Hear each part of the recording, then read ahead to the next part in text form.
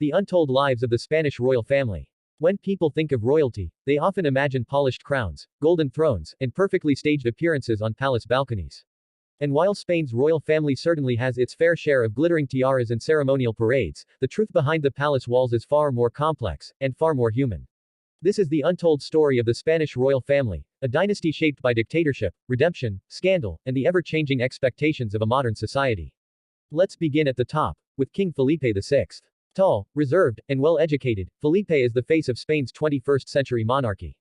But to understand him, we need to go back to a different time, one that was far more turbulent.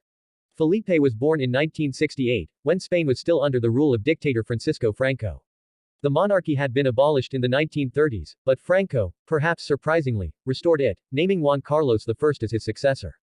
It was a controversial decision. But in an unexpected twist, Juan Carlos used that power not to extend authoritarian rule, but to help transition Spain into a democracy after Franco's death in 1975. For a while, Juan Carlos was celebrated as a national hero.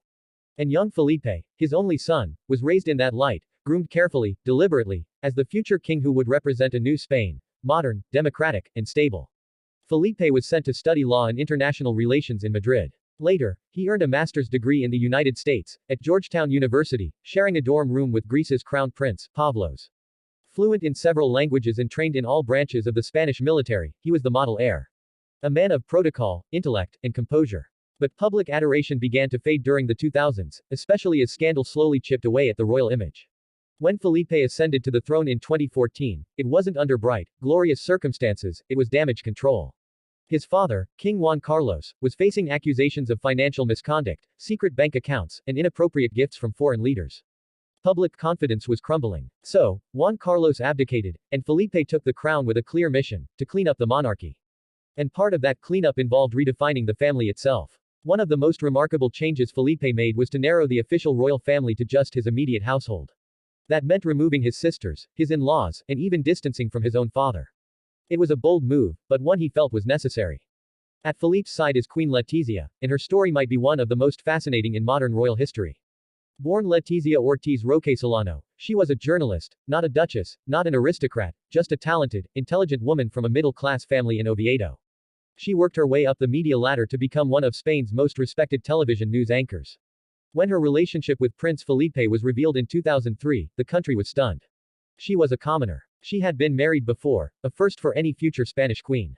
Yet Felipe insisted on marrying her, even reportedly threatening to give up his place in line if the palace objected. Letizia brought something new to the Spanish monarchy: real-world experience, a powerful sense of independence, and a modern approach to public service. As queen, she has focused on issues like children's education, women's rights, and public health. But privately, there have been rumors of tension, within the family, and between her and her in-laws. Some insiders describe her as a perfectionist. Others say she's fiercely protective of her daughters. And others still suggest her modern ways haven't always sat well with the more traditional elements of royal life. But one thing is certain: Queen Letizia is no silent figurehead. She has a voice, and she uses it. Her eldest daughter, Princess Leonor, is next in line to the throne. Born in 2005, she has already stepped into the spotlight with quiet confidence. When she was just 13, she gave her first public speech, flawlessly.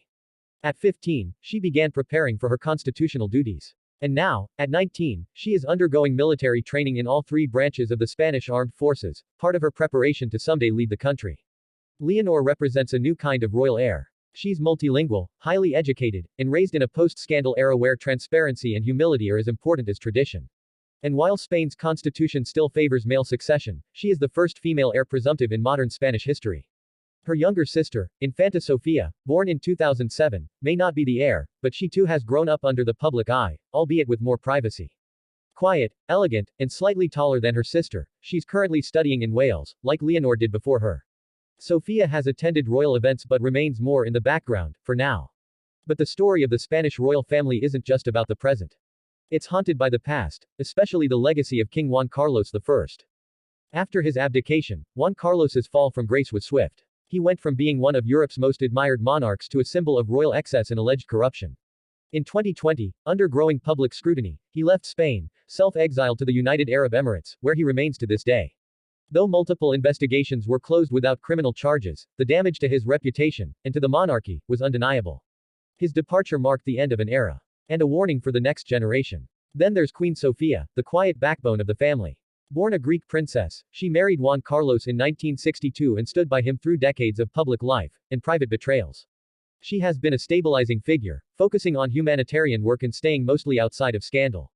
To many Spaniards, she represents the dignity and duty that royalty should embody. Outside the palace, Felipe's sisters, Infanta Elena and Infanta Cristina, have faded from official royal life. Cristina, once a beloved figure, became embroiled in a corruption case involving her husband, Iñaki Urdangarin, who was convicted and jailed in 2018. Though she was not convicted, Felipe stripped her of her title, making it clear that accountability mattered more than family ties. In the end, the Spanish royal family is not unlike any other family, shaped by history, scarred by scandal, and constantly navigating the line between public service and private struggle. But their story, the real story, is not written in ceremonies or crowns. It's written in the choices they've made, the mistakes they've survived, and the legacy they're still building. This is the untold life of Spain's royal family, and the next chapter is only just beginning.